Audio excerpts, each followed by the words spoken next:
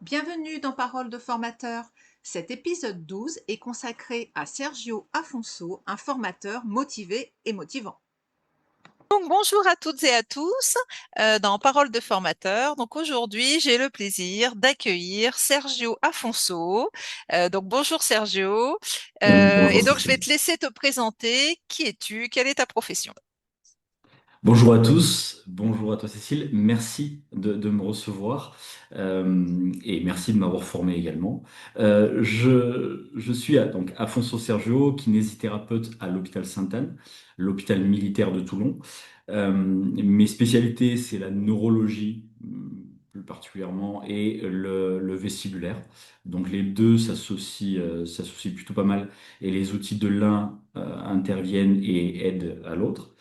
Et plus particulièrement, si on va dans tout le détail, quelque chose qui me botte beaucoup et sur lequel je travaille énormément en ce moment, c'est les TNF, les troubles neurologiques fonctionnels. Ok. Euh, je suis également enseignant à l'IFMK de Marseille en formation initiale et je suis enseignant et associé pour Rehab for Neuro. C'est un organisme de formation qui est Mhm. exclusivement dédié à la neuro et qui fait de la formation pour la neurologie. Où je m'amuse beaucoup, cette fois-ci avec les kinés formés dans les structures ou autres. Voilà, c'est des belles aventures que je, que je vis dans ma vie professionnelle. Ouais, c'est bien. Donc t'es kiné depuis combien de temps? Alors, moi, je suis kiné depuis 2020. Ok. Ça fait Euh, six av- ans, en gros. c'est Ouais, ça. c'est ça. Avant ça, j'étais manip radio. Voilà. Euh, Ok. T'as un parcours. exactement. Pareil, c'était en radiologie, que ce soit en radiologie IRM cérébrale, scanner cérébral, TEP scanner, mais aussi en radiologie interventionnelle. Ok. Tout ce qui est thrombolyse, etc., sous rayon. Donc j'ai fait de la neurologie, j'en ai fait pendant 4 ans, pareil, au même hôpital, avec toujours le rêve de devenir kiné. Et ensuite j'ai repris mes études, ce qui était la meilleure décision et ce qui était vraiment, c'était génial parce que je pense que quand on fait des études à 20 ans, on peut profiter, mais on a Oui. aussi d'autres préoccupations. Quand on les fait à 28, on en profite 2 fois plus et on prend chaque moment, chaque cours prend du sens, donc c'était hyper intéressant. Ah, c'est bien, mais il faut du courage aussi. Enfin, il faut de la ténacité parce que c'est pas simple non plus. J'imagine. Voilà. De l'organisation, Ouais. tout ça se réfléchit et j'ai plutôt l'impression que c'est des parcours de vie qui tendent à se démocratiser ou en tout cas à devenir de plus en plus fréquents. Hmm. Des gens qui veulent faire deux carrières ou au sein même d'une profession, passer Ah, d'un petit peu tout. ouais, je suis tout à fait d'accord. Ouais, ouais, je suis tout à fait d'accord. Ok, alors si on revient à la formation, donc dans le contexte dans lequel tu fais de la formation, tu m'as dit formation initiale à l'IFMK de Marseille et tu m'as dit formation continue au sein de Réhab for Neuro. Donc, est-ce que tu peux un tout petit peu détailler, c'est-à-dire en formation initiale, tu interviens quand, tu fais quel type de cours, à quel niveau, enfin un tout petit peu. Est-ce que tu fais que des cours ou est-ce que tu fais, je sais pas, des suivis de mémoire ou autre, ou que des cours? Alors, la formation initiale, moi j'interviens. Alors, tout me passionne en kiné, mais du coup, très rapidement, je pense qu'il faut se canaliser et puis s'orienter. Je fais là où je pense apporter le plus à mes étudiants, donc la neurologie, bien sûr, de façon générale, que ce soit la neurologie centrale, qui est mon dada, un petit peu de neurologie périphérique, un petit peu moins ma spécialité, mais j'en fais également. Hmm. Euh, Ensuite, la recherche sous toutes ses formes. Donc, que ce soit la méthodologie de recherche, les biostats, l'application. Ce que j'en fais également, c'est un des avantages que j'ai moi à travailler à l'hôpital et à l'hôpital militaire, c'est que pas mal de protocoles de recherche sont en cours, pas mal de CPP, pas mal de projets de recherche en cours de publication. Et donc ça, pareil, ça me passionne, ça m'intéresse beaucoup. Ah, c'est bien. Et T'es intégré aux équipes, tu fais partie de l'équipe de recherche, enfin, t'es intégré on va dire, aux membres qui coordonnent les recherches ou tu fais partie aussi des gens qui, je sais pas, qui font les deux, qui récupèrent les données, enfin, alors au départ, et c'est parfaitement normal, j'étais intégré à une équipe. hmm. Ça venait souvent, par exemple, d'un chirurgien qui voulait travailler. Mm. On travaille Ouais, beaucoup c'est souvent sur comme ça. le cross-effect ou cross-éducation, donc l'effet contralatéral sur le membre immobilisé. Donc ça, on a beaucoup travaillé là-dessus et c'est souvent comme ça qu'on commence, donc on a commencé comme ça. De plus en plus, moi j'ai voulu orienter mes sujets et l'hôpital à l'heure actuelle, les possibilités d'hôpital général, hein, pas que Ouais. militaire, font que la recherche paramédicale, je trouve, elle est valorisée.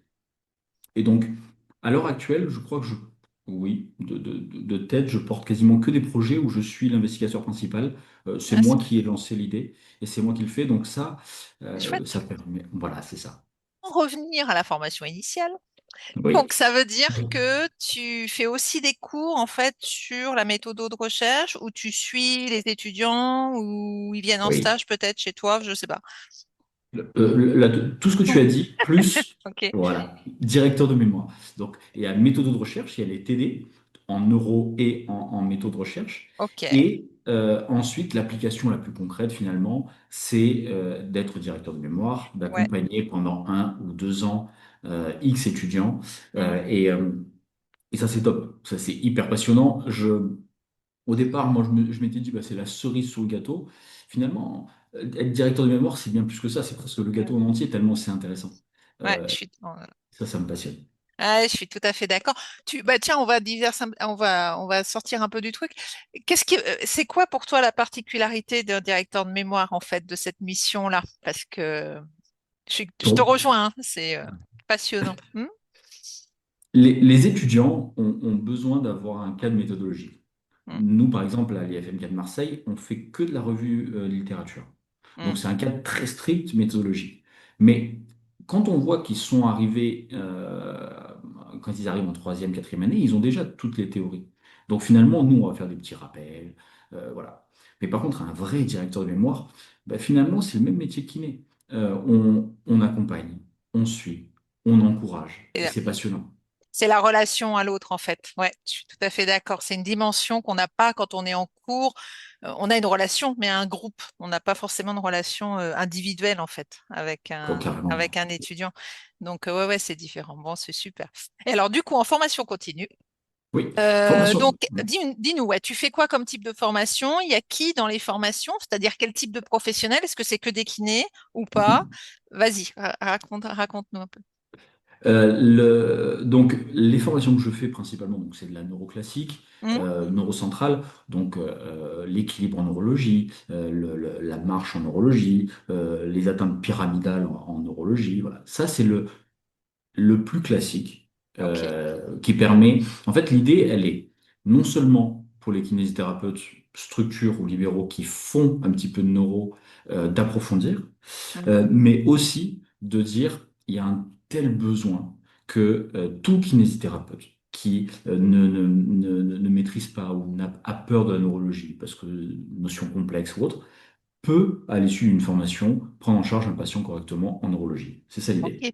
Donc ça veut dire que ta formation, elle s'adresse également à des personnes qui, entre guillemets, hein, débutent, même s'ils sont kinés, ils ont quand même une base, mais potentiellement, ça fait 10 ans que je fais que je travaille, je fais pas trop de neuro, mais là j'ai envie de développer la neuro. Je peux venir dans tes formations parce que bon, 100%. le niveau sera pas trop décalé par rapport à moi, quoi. Voilà. Exactement, ben, c'est ça. Et bah, tu le sais, en neurologie, on a quand même ce côté-là très, encore plus, parce qu'on affronte, enfin, on est face à des patients neurodégénératifs, des maladies très complexes. Et donc, je trouve que la kiné, la neurorééducation, elle a une dose supplémentaire d'empathie, de bienveillance, de un petit peu cocooning. Accompagnement. On se connaît tous finalement quand on fait de Oui. la neuro. Et ce côté-là, moi, me plaît beaucoup. Et nos formations, on est un peu dans ça. C'est-à-dire que la dernière fois, effectivement, on avait ce grand écart.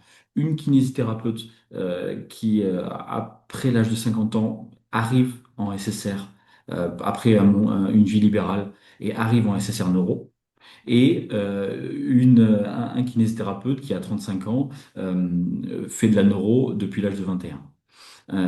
Et in fine, on a repris la neuroanatomie Et on a terminé par des techniques hyper poussées en neurorééducation, tous les principes d'apprentissage moteur ou autres.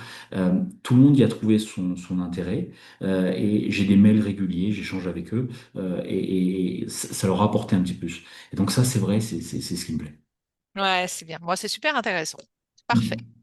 Alors, première question de l'interview, on Oui. va dire pédagogie santé, parole de formateur. Alors, première question, c'était quelle devrait être, selon toi, la compétence phare d'un formateur et pourquoi? S'il n'y en avait qu'une, qu'est-ce que tu dirais? Alors, l'engagement, la passion. J'ai pas mal travaillé avec toi justement sur cette question ou sur cette problématique-là. Je te cache pas, avant de te connaître ou avant qu'on se forme ensemble, euh, la compétence numéro un pour moi, c'était la compétence théorique, Ouais. pure et dure. C'était Connaître le fond de enfin, la neuro, par exemple, voilà. exactement. Et j'en avais jamais assez. C'est-à-dire que on Ouais. pouvait aller dans de la biologie cellulaire très poussée, et je trouvais que plus je poussais ma formation, plus j'en apportais, quitte à avoir parfois des diapos, X diapos, beaucoup trop, et à fatiguer beaucoup trop mes apprenants, plus j'en apportais et plus ma formation était de qualité. J'ai vite appris que non seulement c'était pas ma compétence première, ou en tout cas, c'est pas ce qui me réalisait le plus. Et c'était pas là où je pouvais apporter le plus à mes apprenants, initial ou continu. Moi, je trouve qu'effectivement, l'engagement de venir en formation, de venir dans un amphithéâtre et de ressortir en disant Ah, j'ai envie d'essayer ça. J'aimerais bien, j'ai hâte d'être lundi pour faire ça. Si j'ai réussi à avoir ce petit type de pensée, j'ai réussi. Parce que ils vont pouvoir revenir sur la diapo, ils vont pouvoir revoir comment on fait. Et là, j'ai tout gagné. Si j'obtiens ça, à ce moment-là, j'y arrive. On voit que notre profession, il y a plein de belles choses, mais il y a aussi des difficultés Mm. financières. On voit tout sur les réseaux, on le voit beaucoup. Toutes les difficultés qu'ont les confrères. Euh, on voit le nombre de confrères qui arrivaient au bout de 10, 15 ans, perte de motivation, perte d'envie. J'en ai marre d'avoir X patients dans mon cabinet, de travailler comme ça. Euh, je pense qu'en formation, euh, on doit avoir cette dimension-là, Mm. de rebooster, regonfler les confrères, pour leur dire, euh, vous aviez une passion, vous avez caché une passion derrière toutes les difficultés, eh Ouais. bien, allons voir cette passion-là. On a une Ouais. passion commune, partageons cette passion. Et ça Ouais, m'intéresse. c'est super. Donc, ça veut dire que toi, euh, tu conseilles quand même de faire de la formation dans les domaines qui nous passionnent. Parce que parfois, alors en formation continue, pas forcément, en formation initiale, des fois, on peut voir des formateurs qui prennent des cours et des choses pour des choses où, bon, pourquoi pas, mais sans plus. Qu'est-ce que tu en penses, toi? Oui, je pense que je ne peux travailler que comme ça et je pense qu'un formateur ne peut travailler qu'avec passion.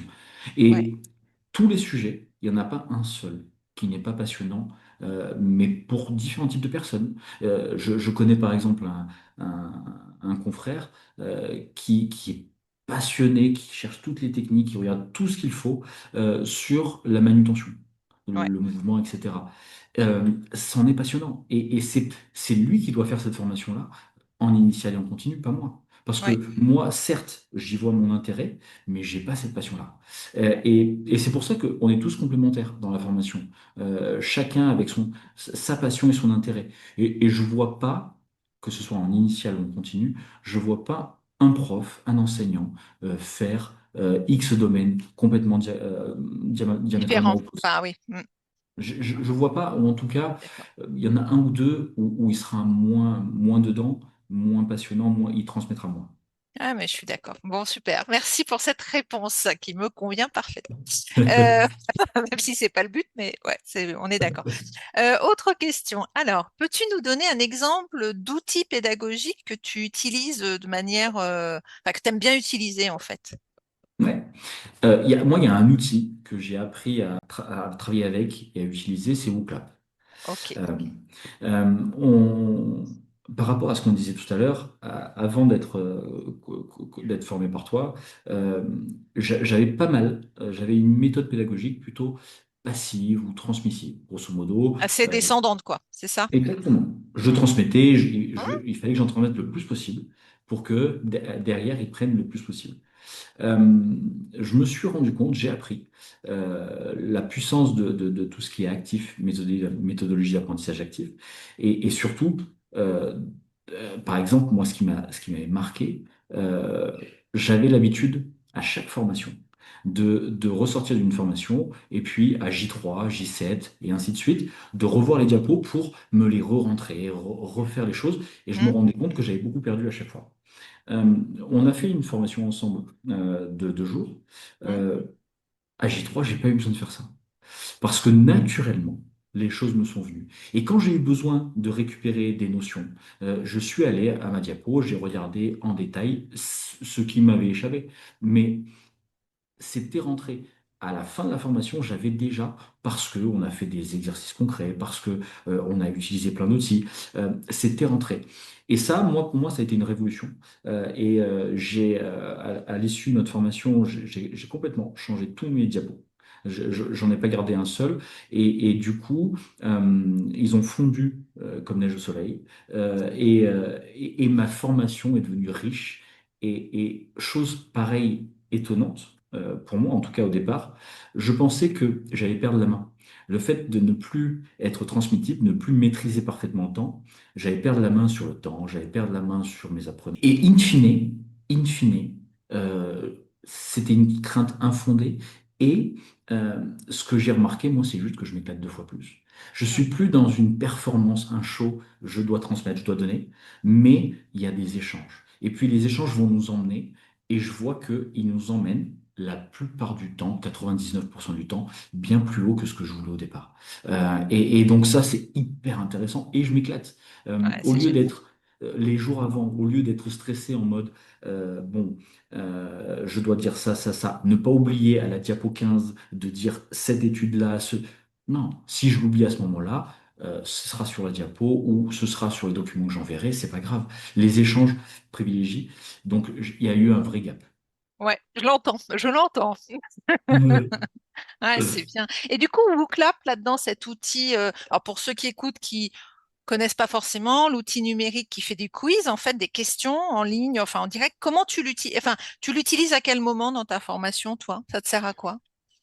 Au départ, alors l'outil numérique, moi je l'utilise par exemple en tableau blanc. Ouais. Quand je veux un tableau et que je veux écrire des choses et qu'ensuite je le garde, on l'a, et ensuite on peut même l'enregistrer, l'envoyer, donc c'est parfait. Je l'utilise en questionnaire initial final, mais le questionnaire par exemple, qui pour moi au club génère des questions facilement, très diversifiées, ludiques, avec plus ou moins la compétition si on a envie ou si on a envie de s'amuser, peu importe. Mais des sources infinies. À l'heure actuelle, je me suis formé avec toi il y a 2, 3 ans.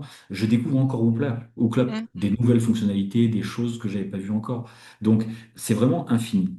Mais au départ, moi, les questions, c'était, Calliope me dit, il faut des questionnaires. Et donc, voilà mon idée. Et je me rends compte finalement qu'un bon questionnaire initial, euh, en fait, il y a des avantages énormes aux questions. Les questions, non pas sous forme compétitive, mais sous forme pédagogique, Mm. permettent de focaliser l'attention, permettent de voir ce qu'on a compris, pas compris. Les gens suivent différemment notre formation. Et ça, WooClap est génial pour ça. En fait, c'est vrai que c'est un outil qui, alors on fait pas de pub, hein, moi j'ai pas de conflit d'intérêt avec WooClap, mais qui, où il y a pas mal de sortes de questions différentes. Et moi, j'aime bien l'idée aussi, comme toi, que poser un questionnaire en début de formation, ben, ça sert de pré-test pour Calliope qui exige un pré-test, oui.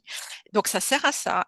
Mais ça aussi et beaucoup des buts pédagogiques parce qu'on commence à s'intéresser aux personnes, on leur demande ce qu'ils savent, on part d'eux, enfin bref, tout ce que tu as dit avant. Et c'est vrai que ça, c'est chouette et c'est une bonne, ouais, une bonne idée. Et le WooClap, tu l'utilises en formation continue et en formation initiale aussi ou pas? Enfin, dans les deux contextes, parce que c'est pas le même nombre de personnes devant toi quand même. Enfin, ou alors peut-être qu'il n'y a pas beaucoup d'étudiants qui viennent en cours aussi. Ça, c'est actuel. Mais ouais, dis-nous un peu. Tu sais, tu sais mieux que personne, les cours en formation initiale, c'est non obligatoire, à Voilà, part bah oui. pour les apprentis. Euh, Moi, je trouve, euh, quand on est enseignant, on est au service d'eux.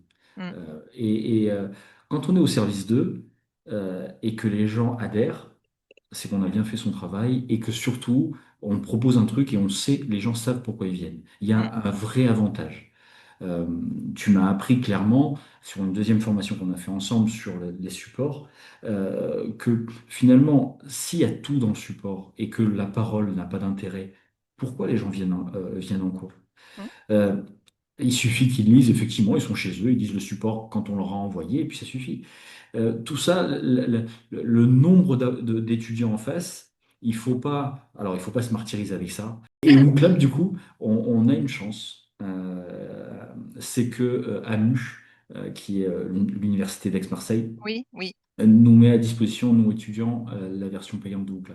Oui, voilà. Non, mais c'est souvent le cas en fait. Souvent, quand on est formateur, sachez, enfin pour ceux qui écoutent, que des grandes organisations d'éducation type une université ou potentiellement un IFMK ou autre peut en général avoir un compte Teams ou un compte Microsoft et dedans avoir accès à WooClap et le partager aux profs qui en font la demande aussi. Donc, Exactement. faut pas hésiter à demander. En fait, c'est des outils, c'est pas la peine de l'acheter forcément.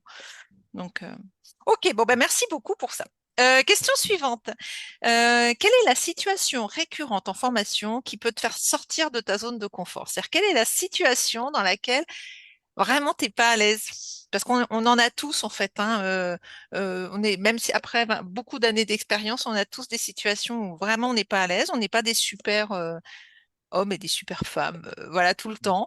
Donc, et j'aime bien qu'on en parle aussi de ça. C'est quoi cette situation? Est-ce que tu arrives à t'en sortir? Est-ce que tu as trouvé des solutions? Est-ce que tu es toujours en recherche de solutions? C'est quoi? Euh, Tous ceux qui sont formateurs se retrouveront dans ce que, initial ou continu, hein, se retrouveront dans ce que je vais dire.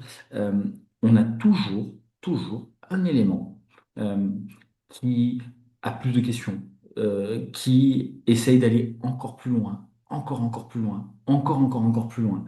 Cet élément-là, qui est l'élément sur lequel des fois on se focalise, même si voilà, mais cet élément-là qui peut nous mettre mal à l'aise. Moi, initialement, c'était beaucoup ça qui me mettait mal à l'aise.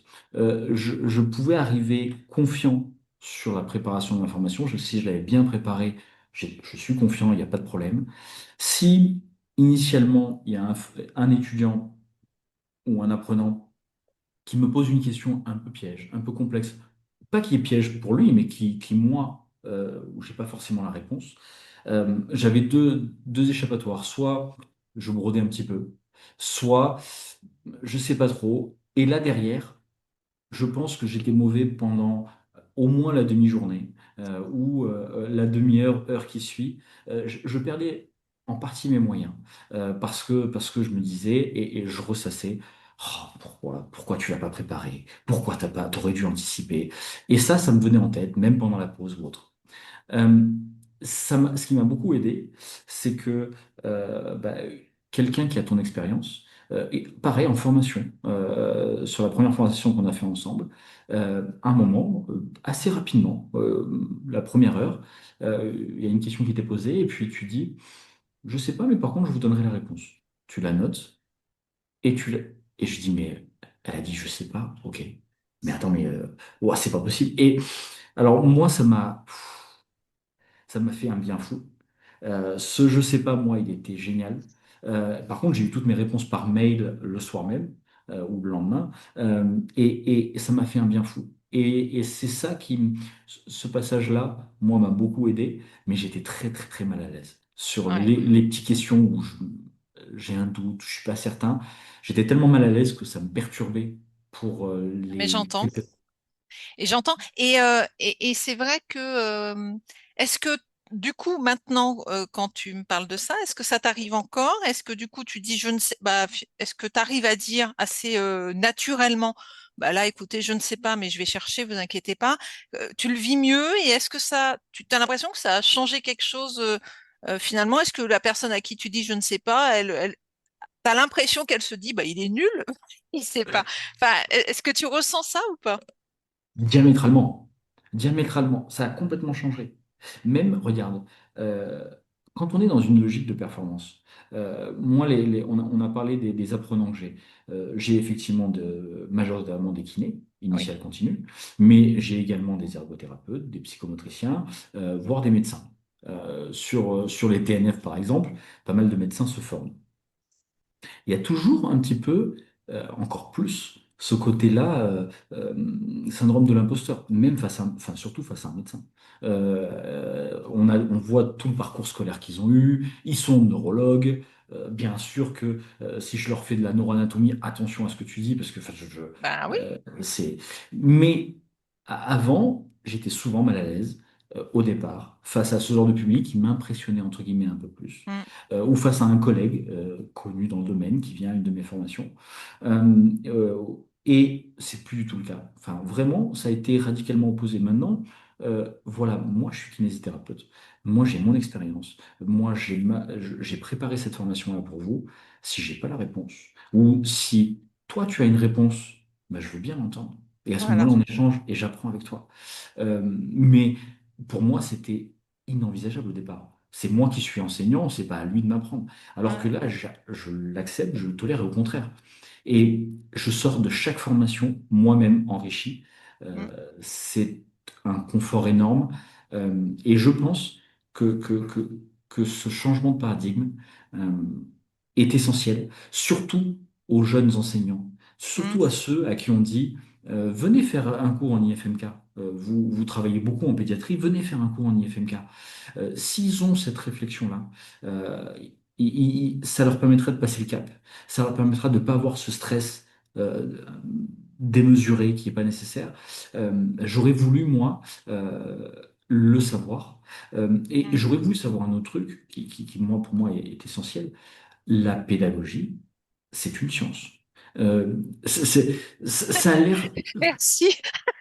Non, non, mais j'ai Oui. l'impression. Et encore plus, nous, kinésithérapeutes, je trouve on progresse. Mais quand je vois mes amis médecins, enseignants, professeurs, tout ce que l'on veut, ils sont professeurs, donc ils sont pédagogues. Non. L'ingénierie pédagogique, ça veut dire ce que ça veut dire.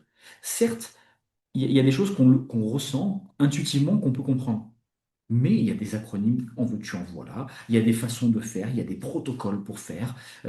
Pour monter une formation, ben, c'est un protocole, comme un protocole kiné. Et si on fait toutes les étapes, à ce moment-là, on a un résultat certain. Si on le fait comme on le faisait fut un temps, ben, je suis bon dans un domaine, intuitivement, je veux arriver là, on a un résultat incertain. Parce qu'il y a des fois où on va être bon, parce que intuitivement, on a réussi à cocher toutes les cases. Et il y a des fois où on va être mauvais, mais on va se dire, mais pourquoi j'ai été mauvais à cette formation-là ou ce jour-là? On ne sait pas. Alors que si on se forme à de la pédagogie, et pour moi, ça devrait être obligatoire dans tous les IFMK, minimum. Et si on se forme à la pédagogie, alors le résultat, il est systématique ou quasi systématique, parce que c'est un processus, parce qu'il y a des gens qui ont étudié, qui ont fait des études sur le sujet, qui savent que ça marche mieux que ça, que en faisant comme ça marche mieux. Ça, c'est hyper important. J'aurais voulu le savoir ou m'en rendre compte plus tôt. Euh, Oui. Pas que j'ai perdu mon temps, mais en tout cas, j'ai fait de l'expérimentation, j'ai tâtonné, j'ai été un professionnel qui, pas vraiment formé, qui a tâtonné. Et le jour où je me suis formé, ça a changé ma pratique. Ouais, ça a changé ta pratique. C'est bien tout ce que tu... Parce que c'est vrai que la pédagogie, souvent, elle est relayée. Alors, on le dit beaucoup.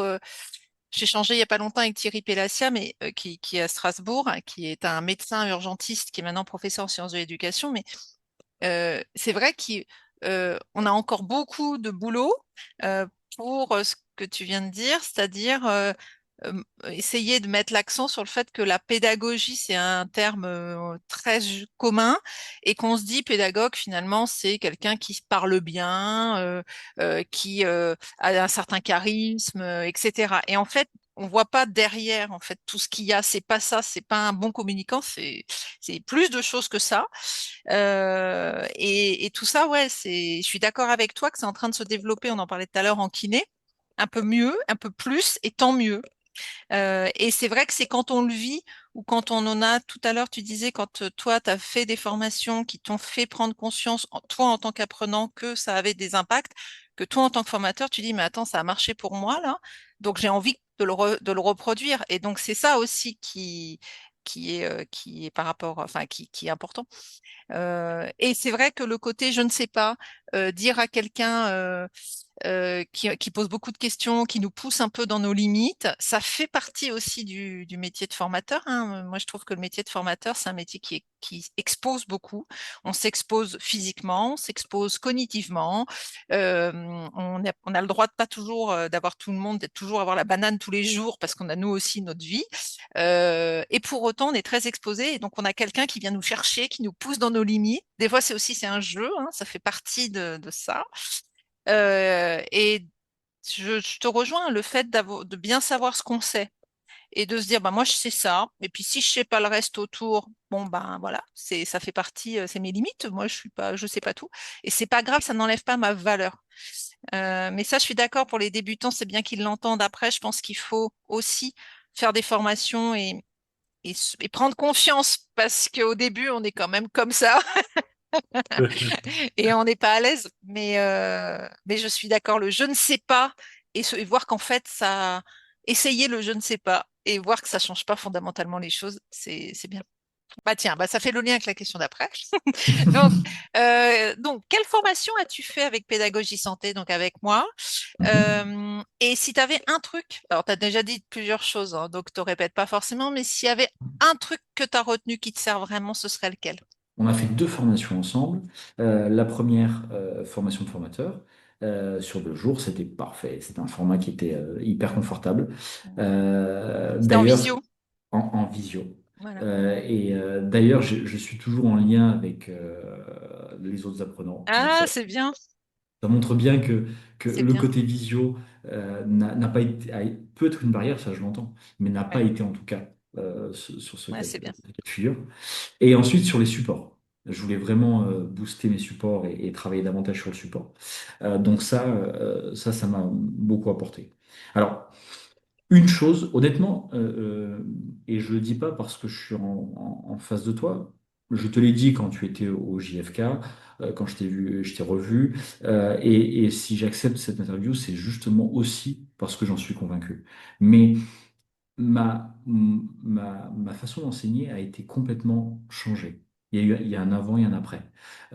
Et finalement, la chose qui illustre le mieux ça, c'est mes supports. Sur toutes les formations, sur je sais pas moi, si on regarde, il doit y avoir 2 ou 3 000 diapos en tout, je n'en sais rien. Eh bien, j'ai changé toutes mes diapos. Toutes mes formations ont été changées.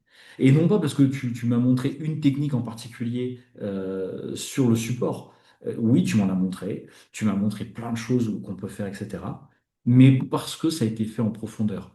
Quand on parle de changement en profondeur, c'est une vraie ingénierie pédagogique, une vraie cohérence du tout que je ne retrouvais pas finalement quand je revoyais mes supports et mes formations. Et ensuite, bien évidemment, mes supports sortent. À l'heure actuelle, avant, j'avais des supports génériques. N'importe qui peut arriver, prendre mon support et fait ma formation. Aucun problème. À l'heure actuelle, personne ne peut prendre mes supports Eh parce oui, que je les comprends et personne d'autre ne les comprend. Et super. pareil, pareil, tu m'as fait faire 2 supports. Mm. Le support d'avant, où il y a tout dessus, les gens comprennent, je l'envoie enfin, et le support que je transmets. Et je l'adore, mon support, parce qu'il est visuel, parce qu'il est sexy, parce que... et ça, je m'y retrouve. Et c'était pas gagné, parce que s'il y avait bien quelque chose que j'aimais pas beaucoup, c'était le côté, la forme du support. J'aimais pas trop le faire parce que Ouais. je pense que je maîtrisais pas forcément plus que ça, j'avais pas pris le temps d'eux, et je sais pas si j'y voyais l'intérêt d'ailleurs. Et donc maintenant, je m'amuse à aller sur Canva et trouver des petits liens, hein, des petites choses comme ça. Et ça m'amuse de le faire. C'est plus une corvée que de faire. Et donc voilà. Moi, c'est ça qui illustre le mieux l'apport des formations qu'on a fait ensemble. Bon, super. Bon, en tout cas, merci beaucoup hein, pour les retours, parce que c'est toujours, enfin, c'est super motivant aussi pour moi. Hein. Donc, d'entendre la suite, en fait, à quelques mois, années après la formation, c'est chouette, en fait, c'est intéressant. Et puis, bravo, parce que, certes, on peut avoir des fois des déclics, hein, mais le boulot que ça demande, et je le connais, de refondre ces supports, de les revoir, parce que c'est pas juste du marketing de support où je change une diapo, je la fais autrement, c'est le fond complètement de ta manière de dispenser la formation qui change en fait à travers le support.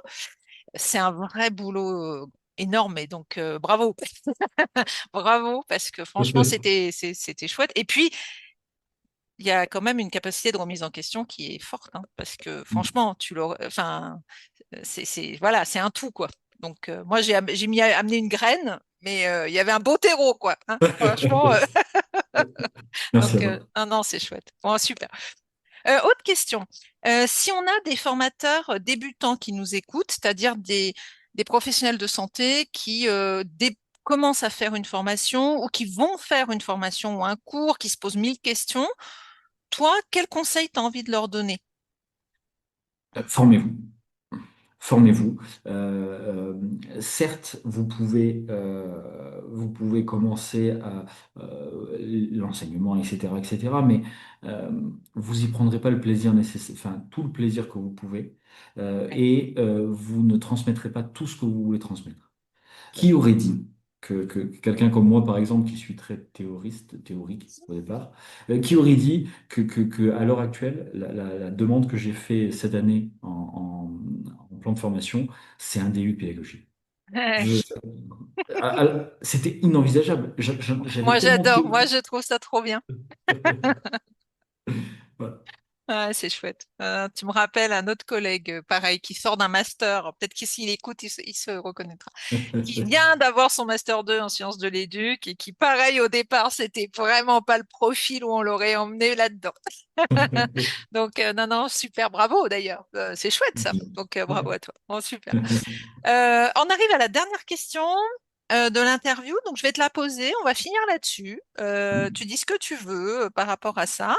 C'est une remarque de ton choix sur le métier de formateur en santé en 2026. Qu'est-ce que tu en penses? Qu'est-ce que tu as envie d'en dire? Je te laisse t'exprimer. Euh, on a besoin en 2026, compte tenu du contexte, on a besoin de formateurs en santé et de formateurs engagés. C'est déjà pas facile sur plein de points, et ça on le sait. On le voit sur les réseaux ou autres, mais on voit qu'il y a des difficultés financières, d'organisation ou autres. Donc on a besoin que ceux qui nous forment, ceux vers qui on se tourne quand on a besoin d'acquérir des compétences, nous donnent la compétence, mais nous redonnent cette motivation, ce sens de l'engagement de notre métier. On, on- je ne connais pas un kinésithérapeute. Euh, alors c'est peut-être comme ça que je me suis entouré, mais je ne connais pas un kinésithérapeute qui n'est pas passionné. On aime tous notre métier, c'est notre passion commune. Donc, refaisons vivre aux gens, rappelons l'engagement et la passion qu'ils ont. Et ensuite, quand on me dit comment tu fais pour, par exemple, les troubles neurologiques fonctionnels, comment tu fais pour avoir ce lien avec ton patient, lui expliquer ce que c'est un TNF? Comment tu fais pour le faire évoluer? Euh, Quand on me dit comment tu fais pour acquérir autant de connaissances ou te remettre en question, moi quand j'arrive le soir, j'arrive pas à lire 15 études, à prendre mon téléphone et à lire 15 études. Eh bien moi ma réponse elle est systématique, enseigner. Vous voulez apprendre des choses? Enseignez. Simplement parce que quand vous transmettez quelque chose, vous devez connaître 150% du sujet, ou en tout cas vous essayez pour le transmettre. C'est des deadlines. Et donc ça, c'est génial. La meilleure façon d'apprendre, c'est d'enseigner. Et de maintenir ses connaissances, ses compétences, premièrement. Et la pédagogie, finalement, est-ce que c'est pas ce qu'on fait tous les jours avec nos patients?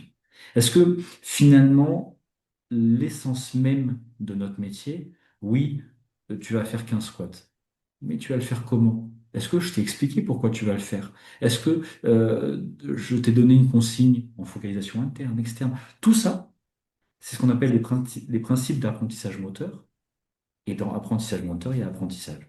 La pédagogie, devenir enseignant, ne vous enlève pas à la technique, à votre connaissance de kinésithérapeute. Au contraire, vous améliore, bizarrement, mais en tout cas beaucoup plus que beaucoup de formations, dans votre technique de kinésithérapie. Donc, être enseignant, c'est devenir meilleur kiné. Eh ben, écoute, quel magnifique mot de la fin. Merci à toi. Merci beaucoup, Sergio, pour le temps passé, pour l'interview et pour tout ce que tu as pu nous dire. Merci beaucoup. Avec grand Euh, plaisir. et voilà, on arrête là et puis à très bientôt. À très bientôt. Et voilà, tu as fait la connaissance de Sergio. Abonne-toi pour plus de vidéos.